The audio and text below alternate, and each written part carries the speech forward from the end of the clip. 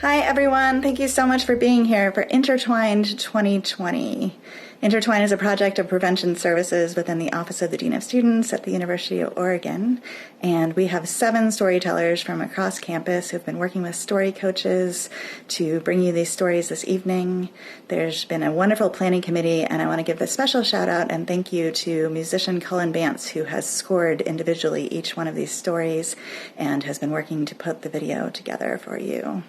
We would love your feedback at the end of the evening. If you could visit blogs.uoregon.edu to give us your feedback, we'd appreciate it. And also, if you are watching with a group of people and or on Zoom, you could take a picture and share it with the hashtag #UOIntertwined. We would appreciate it. Again, thank you so much for being here and enjoy the show.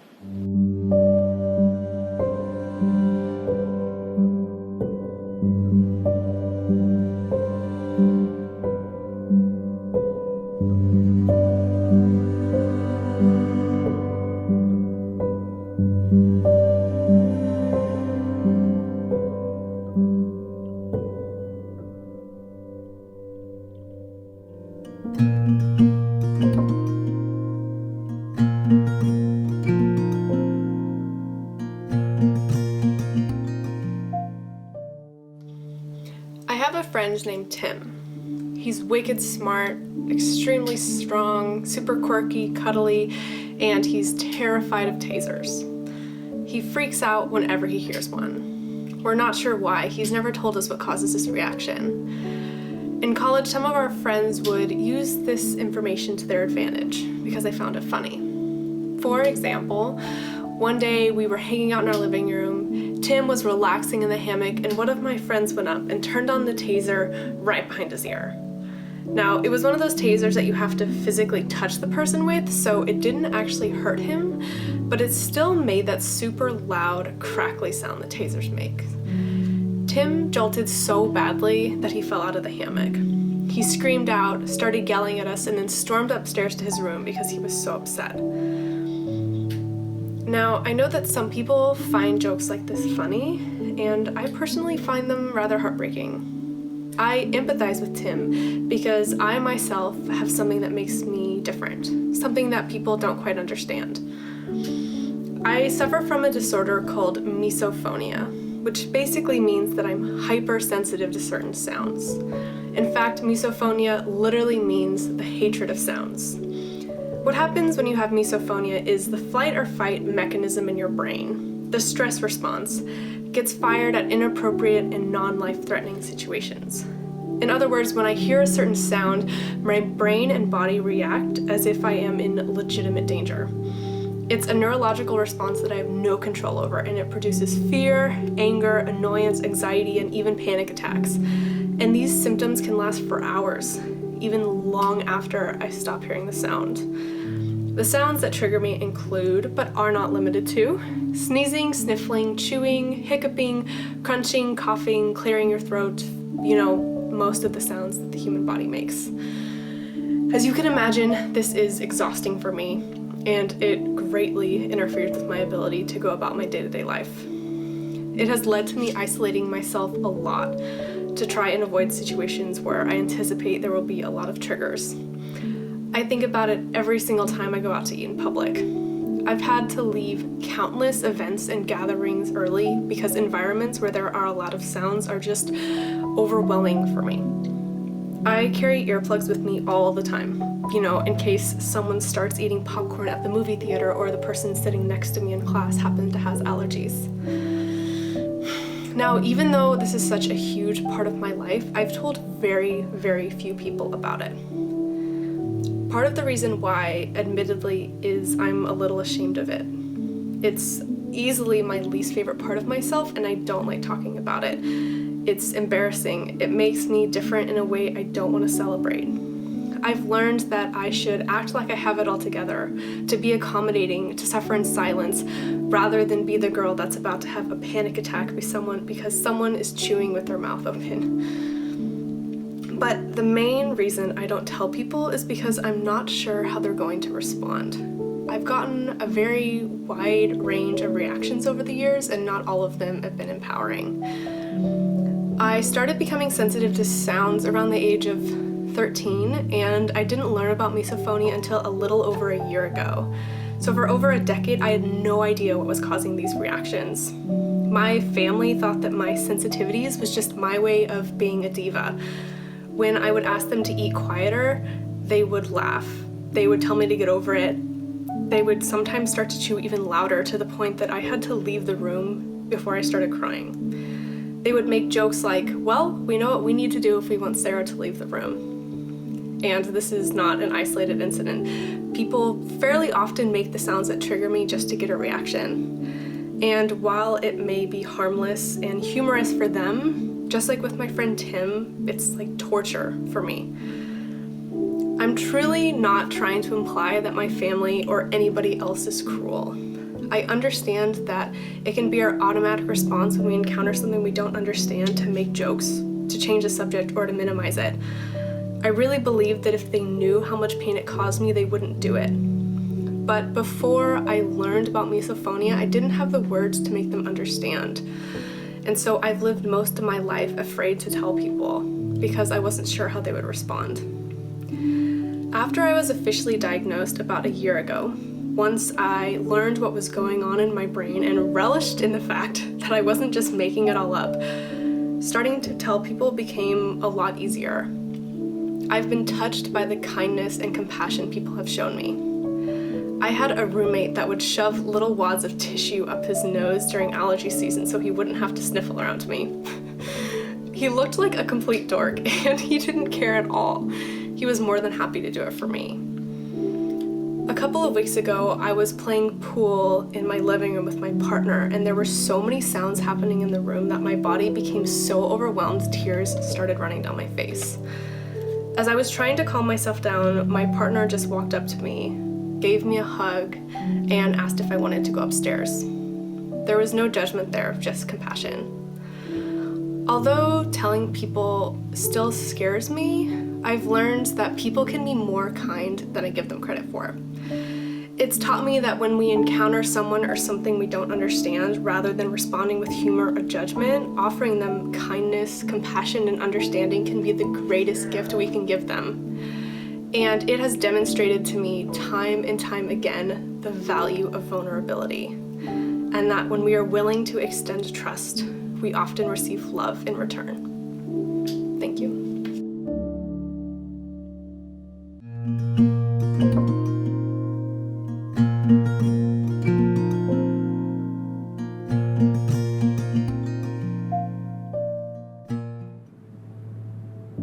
I'm sorry, Daddy.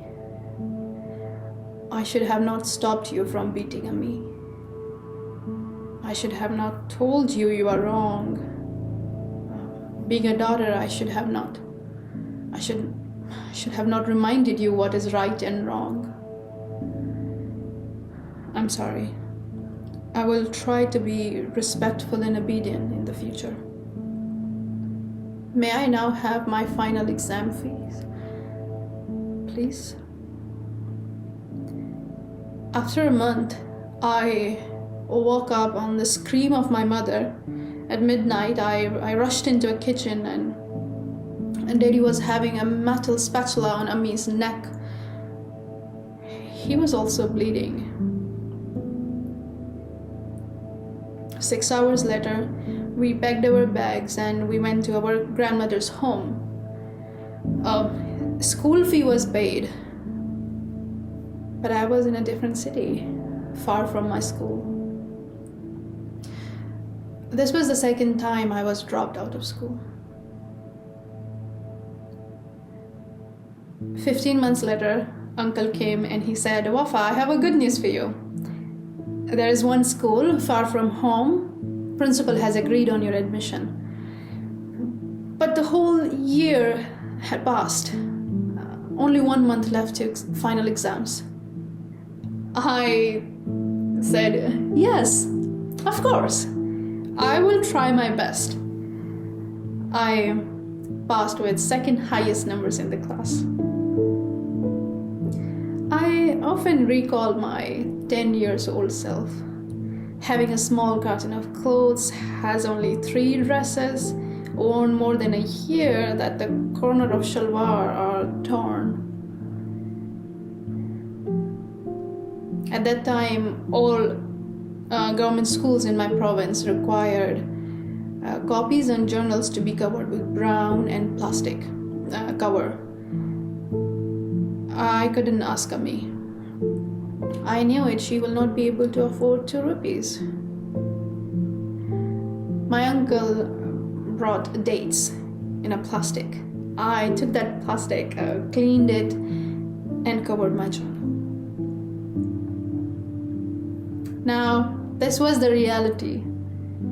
But I had a dream of studying abroad, going to university, and living a college life.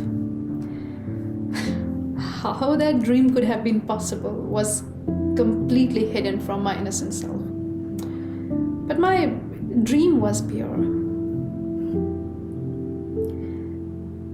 When I was 16 years old, we came back to Delhi.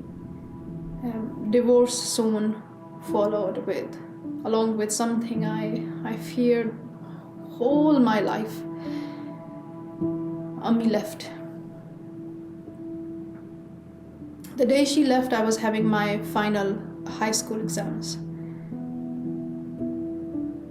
I could not focus on maths and physics. Words on the books started floating. My senses were so numb. I was so tired. It felt as if a storm destroyed my whole energy. I passed, but with low numbers.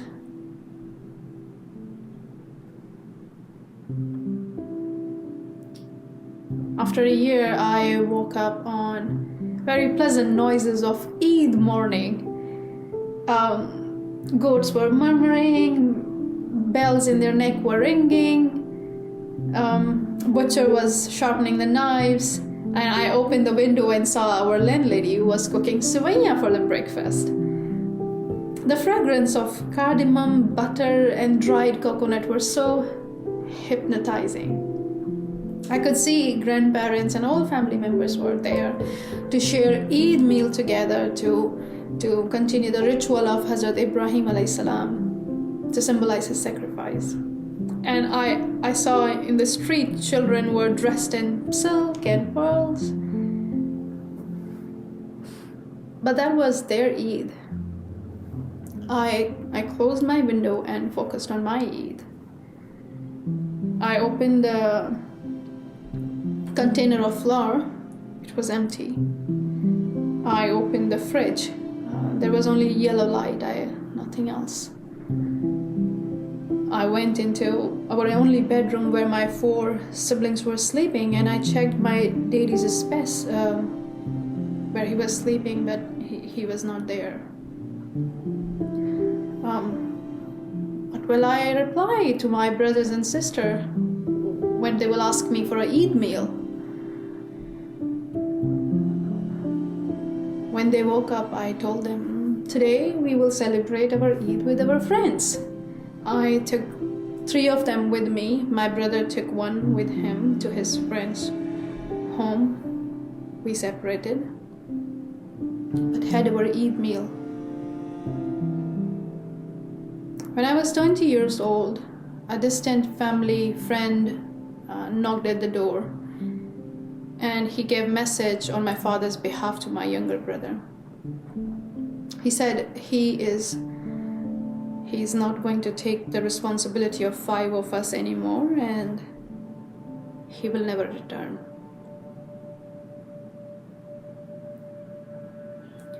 I took my brother on 6 hours bus journey to go to my grandfather's home where my mother was living after the divorce.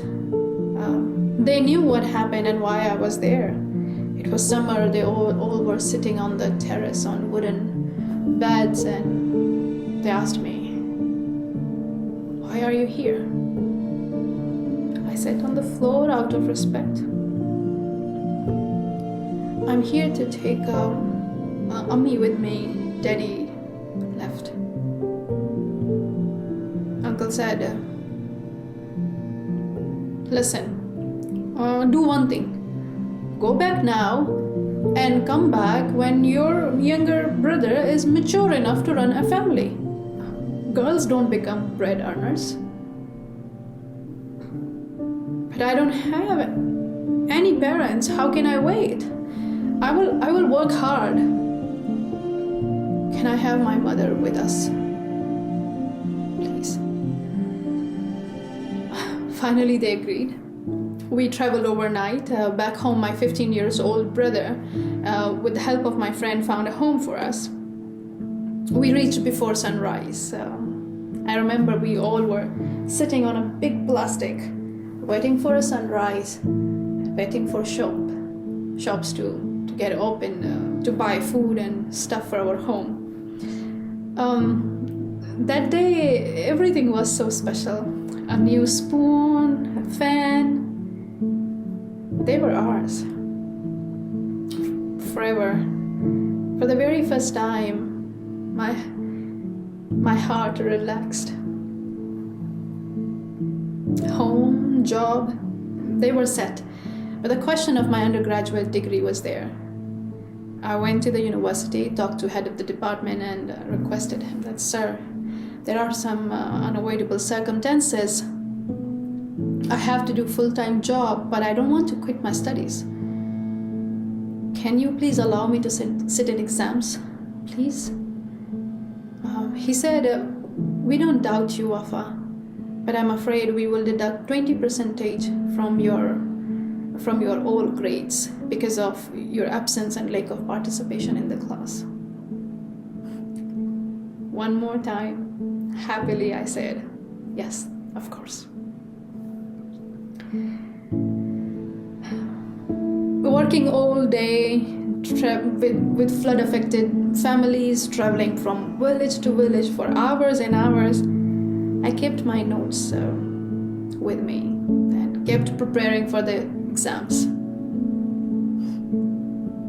Now, I'm here, 9 years later. Many things happened in between. But I think the little girl inside me kept searching for that unknown path. I remember last year I was watching the final episode of Game of Thrones when I received an email from United States Education Foundation of Pakistan that I have been selected from 167 applicants to be awarded with Fulbright Foreign Language Teaching Assistant program, and I will be studying abroad and teaching in the United States at University of Oregon. I was so happy. My heart started beating so fast. I couldn't stop crying. My hands were on the floor. I was shaking.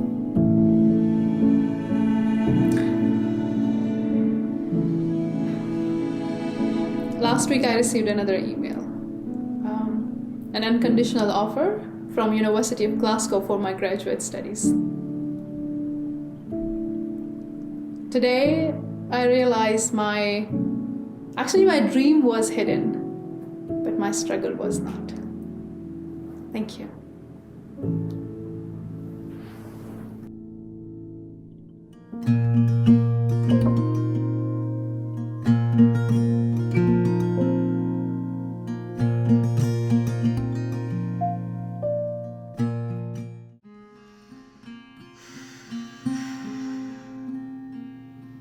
My therapist says I have difficulty maintaining close relationships. And I can't argue with that. We even agree on the cause, I just describe it differently than he does. He says neuroses and psychoses, and I say superhuman psychogenesis. If I sabotage another intimacy, it's my deflective force field powers protecting me. Is it insomnia? Or is it extra circadian manipulation? I'm not hypervigilant. I have extrasensory perception. PTSD could be described as a disorder of avoidance or as my reality warping powers of nothingness protecting me from all the things I don't want to think about or feel. Think about superpowers, though, they don't come easy. Usually it's a horrible chemical spill, or demonic curse, or military augmentation. You could consider mine the latter, sort of. 14 years ago, I was discharged from the U.S. Army. I'm a veteran, and my mom's a veteran of the Air Force, and my grandmother is a veteran of the Army. That's right, I'm third-generation female veteran in my family. That's a point of pride.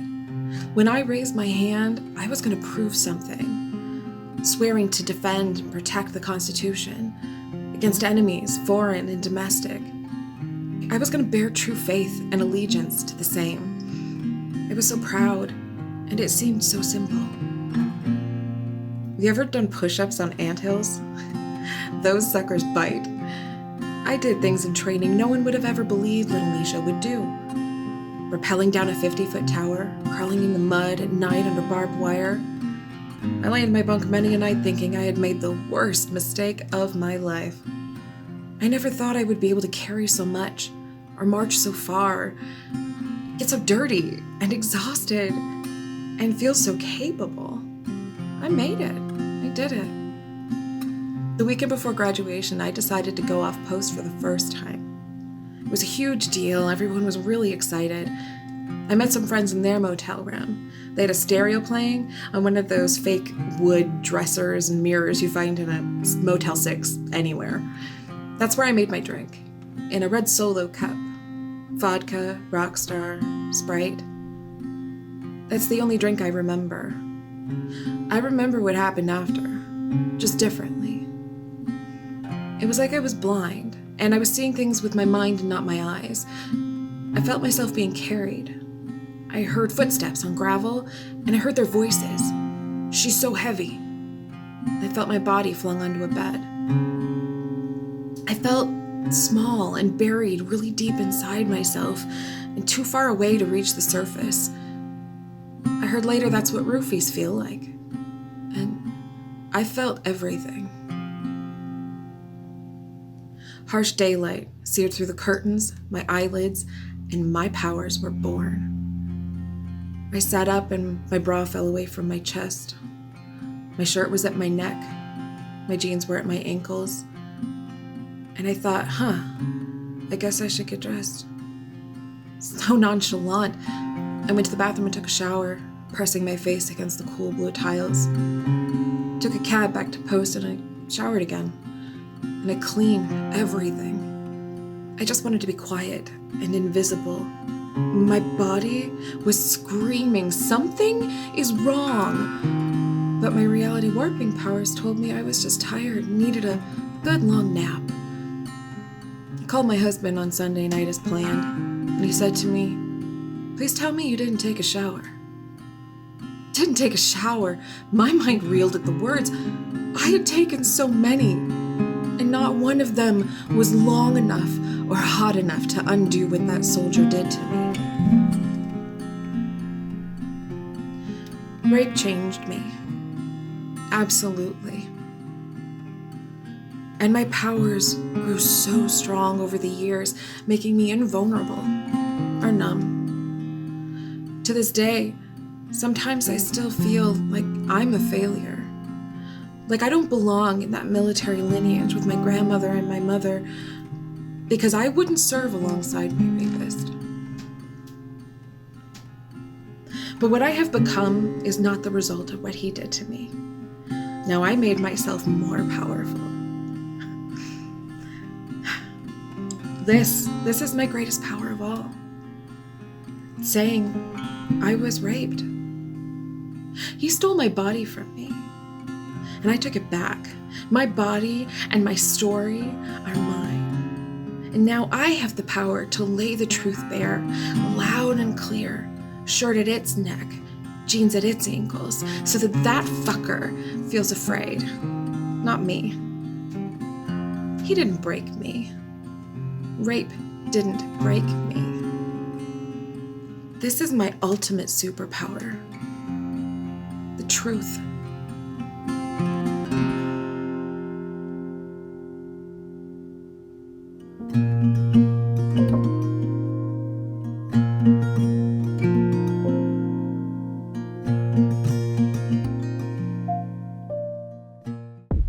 I've been working on this self-cleaning filter for as long as I can remember.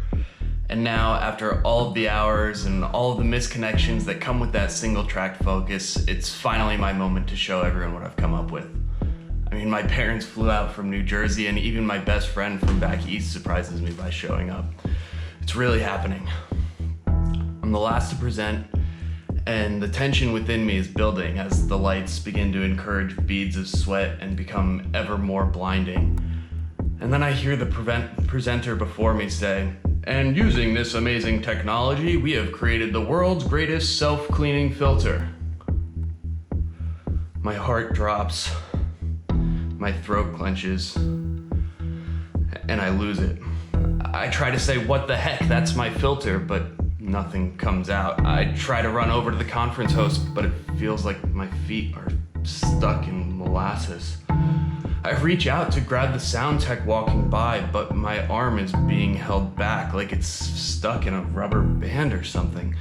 So I start screaming, but nothing comes out. So I keep screaming until finally, what is happening? But it's totally dark, and I'm half sitting, half laying in my bed.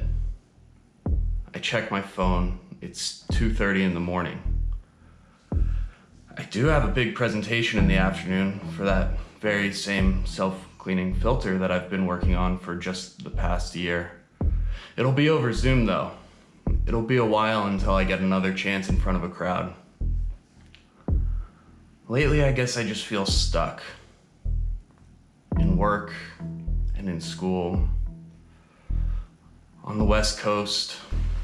In this apartment. Maybe between two worlds. It's like I know what I want, or at least what I used to want, but I just feel lost. Like I haven't gotten any closer to my dreams. But I need to get back in the right mindset, so I take a deep breath, lay back down, and close my eyes. I'm on a running path, with voices shouting after me and flashlights flickering about. It's a wood chip path. Shrubs and trees line the side. It's kind of like Pre's trail, but I've been using this path to run and hide since before I ever knew who Pre was, or even Eugene for that matter. Eventually, I get tired, as I always do. So I lay down to hide under some shrubs. A light shines in my eyes. I see a dark silhouette and I hear a voice. "I found him over here." The voice continues as a hand reaches out and grabs my shoulder. "Why are you running?" "I don't know," as I jerk awake for the second time. It's 5:30 and starting to get light out. I could just get up and start my day. I feel like there are things I should be doing. It's my last semester at school. I should be trying to find a job or prepping for my final class's presentation.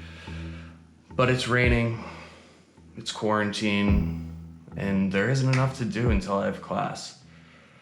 I can't ride my bike, my apartment's clean enough, the fridge is practically empty, and I'm tired of looking at screens.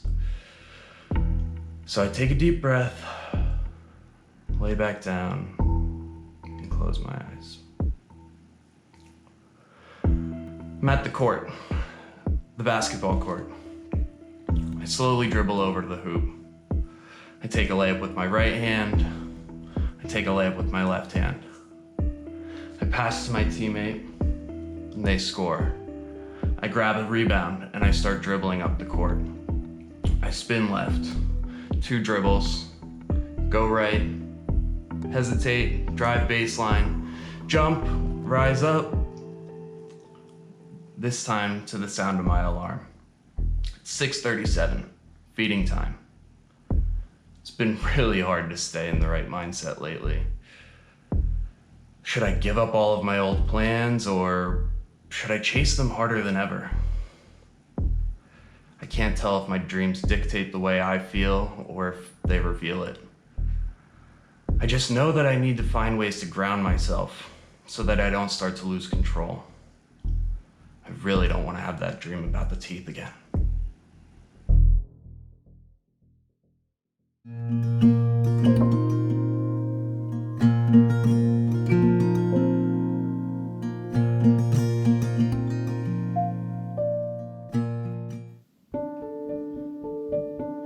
how's it going? Going. Every November, my smile leaves with the sun and refuses to return home until the flowers claw their way back up through the soil. The cold of the winter months works its way through my bones like water, seeping through cracks in the concrete, freezing to solid ice until my limbs feel too heavy to carry. Stop. Put your hand over your mouth like you desperately cover the hole in the bottom of the boat before the ocean rushes in and drags you both down, like you slam your foot on the brake when red lights scream through your windshield, like you reach for the glass, tumbling dangerously to the floor before it shatters into 1,000 pieces that you won't know are still there for weeks. They may have asked the question, but this, I tell myself, is not the answer they are looking for. Pretty good. How are you? Just keep your head up, eyes wide and walk straight. Hiding does not always look small, crouched in the corner or tucked neatly under the bed. It is not always quiet. Hiding does not always mean going unnoticed, slipping softly into the shadows. Hiding looks like, pretty good, how are you? Looks like sarcasm, like cynicism, like humor. I hide in my headphones, Justin Pierre screaming everything is all right in my ears, in my combat boots, stomping harshly through the puddles, in my leather jacket that makes me feel more dangerous than the pepper spray I have slid up my sleeve. I hide in jaded remarks about how the world is ending so student loans don't matter anyway, about how I just don't understand dating these days, about how pets are better than people, although I'm still convinced that one might be true. I'm hiding right now, because I don't want to just talk to you about these feelings. I don't want you to know when I'm hurting, I don't want you to know that I'm hiding from you, and I really don't want you to know about the one who made that feel necessary. When I was 24, for the first time in my life, I was head over heels in love with a man who I trusted with my entire being. I called him the sunshine in my life, and I lost track of how many times he casually asked me to marry him. Our relationship felt like some epic novel from the very beginning. He was compassionate, curious, loving, creative, and, as it turns out, incredibly good at pretending to be exactly the person I wanted him to be. My perfect partner. He studied me like a science experiment. He mimicked my fascination with the world and the people around me and my desire to see the good in them. He played music for me and read books with me. He complimented me in ways I wanted to hear, called me talented or powerful or intelligent. He knew exactly how to capitalize on my overly inflated empathy and played directly into my desire to take care of people. When he lied about something trivial, he never used the typical excuses, never said, "I thought you'd be mad at me," like so many who had told me pointless lies before. It was always, "I didn't want you to be disappointed in me." How could I be mad that he had forgotten to take an online test until right when we were supposed to be leaving for a party, when the reason he gave was, "You're so smart.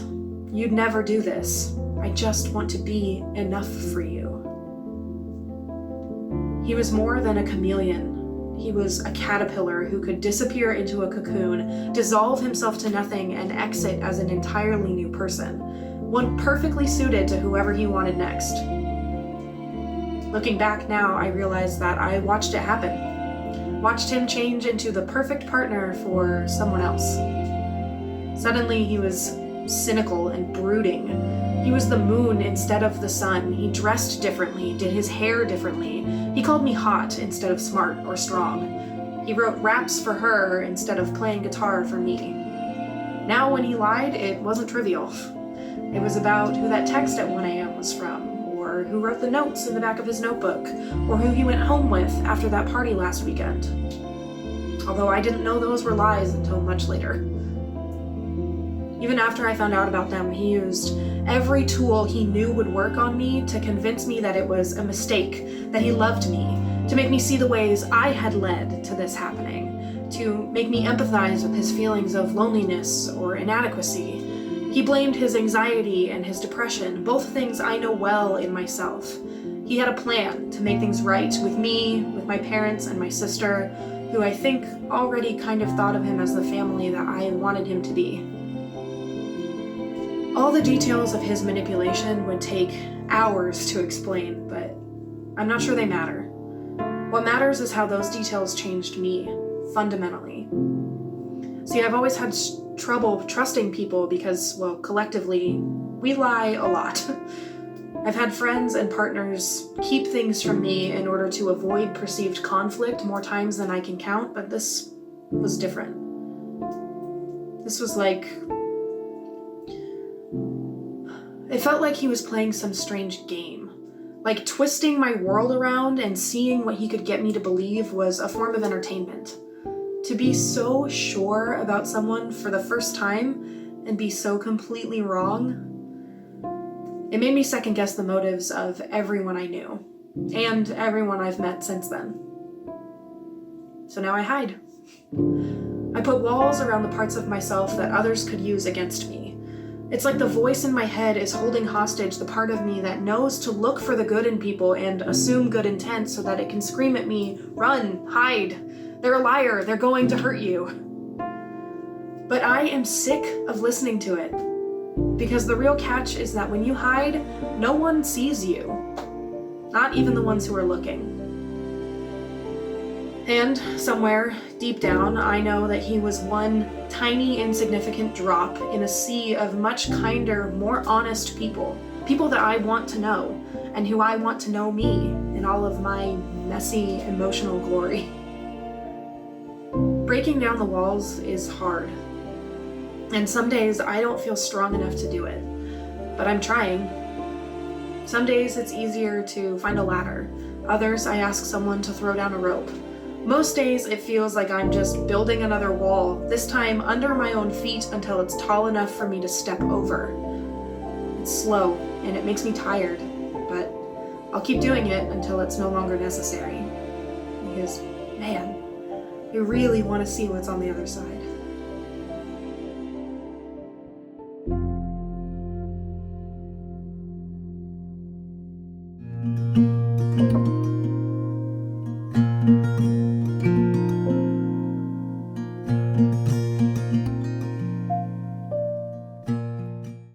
A knife stabs into my upper back, with fire spreading in my lower back and legs.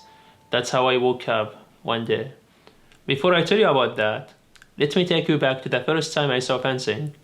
White clothes, black masks, 3 different swords with interesting styles. In the middle, an Arab man coaching in French. Engar, marché, qumbe, bagad, qeh, way, ali. What a unique sport, I thought. As a 12 years old in Saudi, it was like falling asleep and waking up in a totally different country and thinking, I'm actually here, just like now. When can I join the club, I asked.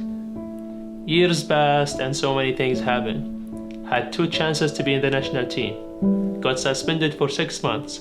Beat some of the best, lost against some of the worst. But I always knew there would be another chance. Now it's March 2014. After a sad night of lots of goodbyes, tears and hugs with my family. وداعة الله يا وليدي. اهتم بنفسك. موفق. لا تقصر على روحك. طمنا عن نفسك. With confused optimism, I took off to the US. I made it to Spokane, Washington, and started the language program the following day at Gonzaga University. I loved Spokane and its people so much. I felt homesick the day I moved to Eugene. I transferred to UO, but I was stuck in a major I didn't enjoy until graduation. What did I get myself into this time?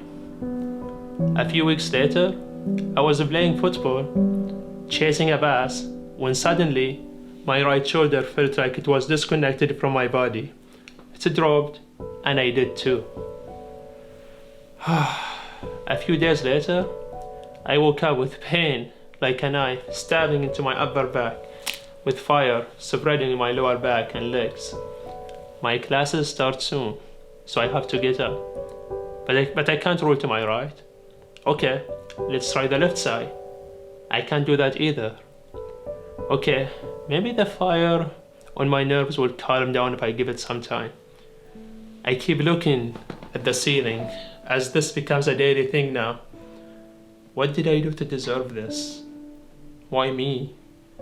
I wanna fence, work out, jump, and play football again.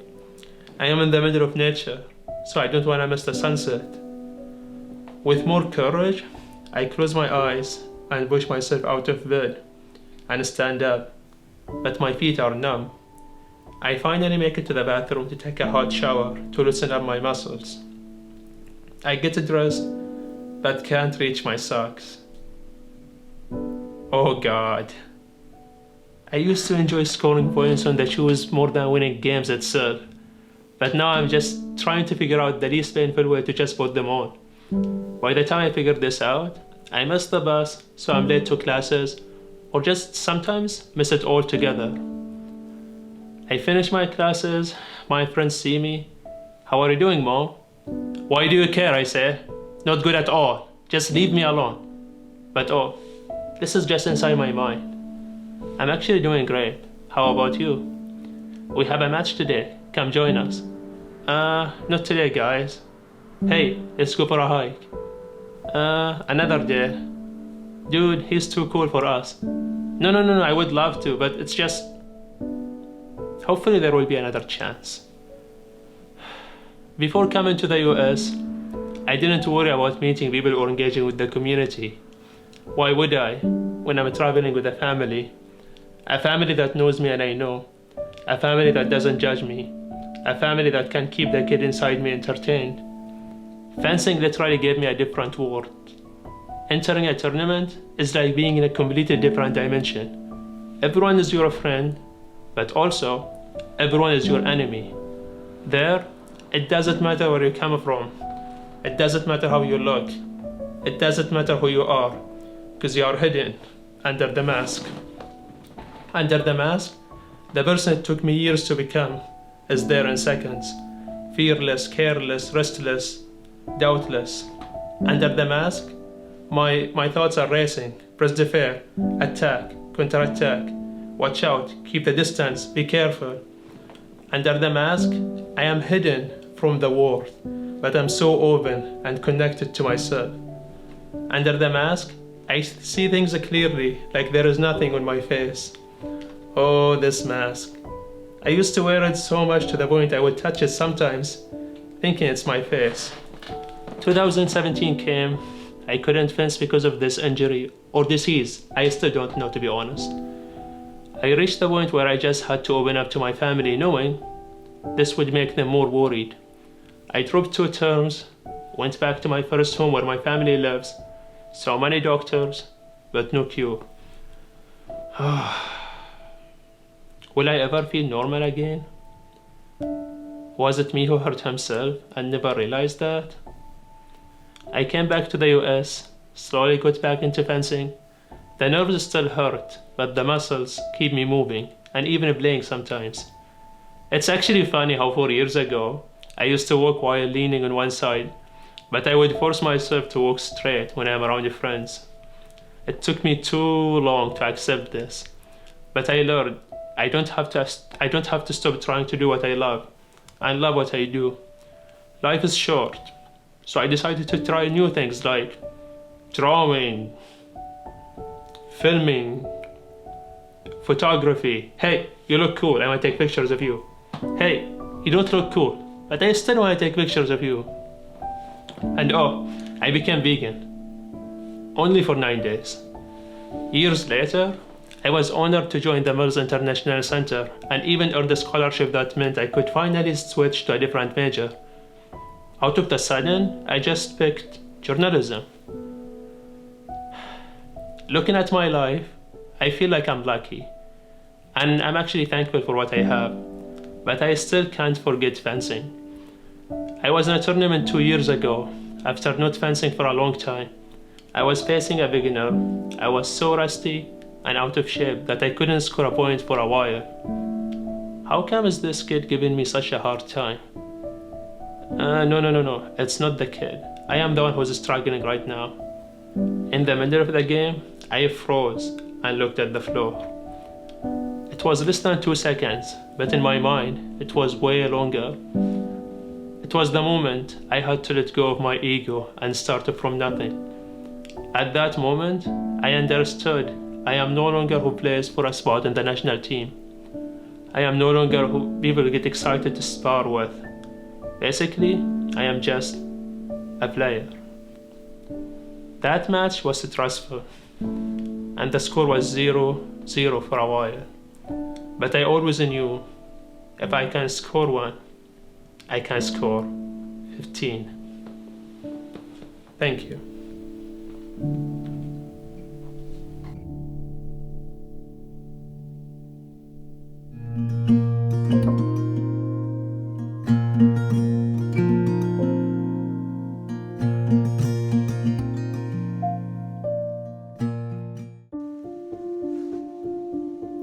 So I'm pretty sure that when I was in college, a ghost saved my life. I was 20 and I just moved into my first apartment. It was this 4-story brownstone in an old part of Omaha, Nebraska, all wood floors, wrought iron balconies, a bay window in every apartment. Sure, the building had seen better days. The floors were scuffed and cracked. We didn't look too closely at the anchors for the balconies. And then there were the cockroaches. So yeah, the building had a history. There were layers to that place. One night, middle of winter, 11 p.m., I woke up freezing. I got up, I walked out into the main room, and I pretty quickly saw why. Our dining room window was wide open, not just cracked, but gaping. It was totally still that night. These individual snowflakes were lazily floating down through the window to our dining room floor. Anyone who'd been there probably would have thought it was quite pretty. Open window, snow falling, me silhouetted in front of it, standing there, head cocked, confused. I looked in all the bedrooms to see if anyone was there, if anything was missing. No one was, and nothing was. So I just chalked it up to the great whatever. I closed the window, latched it, shook it, went back to my bedroom, and went to sleep. 2 hours later, I woke up again, freezing. Got up, went back out into the dining room, and there again, the open window yawning at me, the snow gliding down. There again, me standing in front of it, head cocked, hands in my hips this time. What was happening? Just then, my roommate Sophie came back from her late night shift at the library, and she found me there, like this. I gestured to the open window. I don't know how it's opening. It just keeps waking me up. So now she's standing there next to me, and I'm just starting to realize how cold I am when she turns to me with a wrinkled nose. "Do you smell something?" she says. I hadn't. I'd been getting so much fresh air, you know? But once she said that, I did. It was kind of sulfury, kind of like rotten eggs. So we called who you call, a 24-hour hotline, and a local gas company sent an inspector to see if we had a leak. While we waited, we did our own thorough inspection. We looked under all the beds, in all the closets, opened all the cupboards. It was a serious gremlin check. But there was nothing. We lived on the 3rd floor. There was no fire escape up to that window. We couldn't figure it out. The inspector arrived and made his way into the kitchen. About 5 minutes went by until we heard from our perch at the dining room table just this sudden slam. It was the sound of someone hurling the kitchen window open. He bustled into the dining room right past us and slammed that window open, circulated through the living room, all 3 bedrooms, and the bathroom. From each room, windows opening, like the apartment itself was being jostled awake. He came back into the dining room, and his face was all business. "Who was here?" he asked. I raised my hand. I was sleeping. I just happened to wake up. The blood drained from his face. "You were sleeping," he said. "Well, you don't have a gas leak." "That's good," we said. "No," he said, frowning. "What you do have is a carbon monoxide leak, and a pretty serious one." He sat down with us at the table and said, "I don't know for sure, but if you'd been here sleeping the whole night, I don't think you would have woken up. I very nearly died one night in the middle of winter in Omaha, Nebraska, and something intervened. I opened with some degree of certainty that it was a ghost, but I don't know. We never actually saw a ghost, and nothing otherworldly happened in that apartment again. Not to us. Whatever it was, it came, opened a window twice, and never came again. So I don't know what to believe. Except this.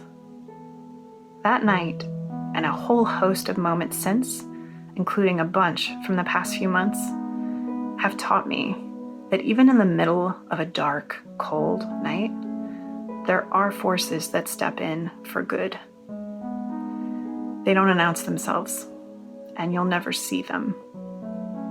But they do step in by doing the little things. Staying home, wearing a mask, checking in just because, sharing food and good humor and stories. The smallest acts can have huge ripples, nudging something in a good direction, or opening a window to let in a little life. Thank you.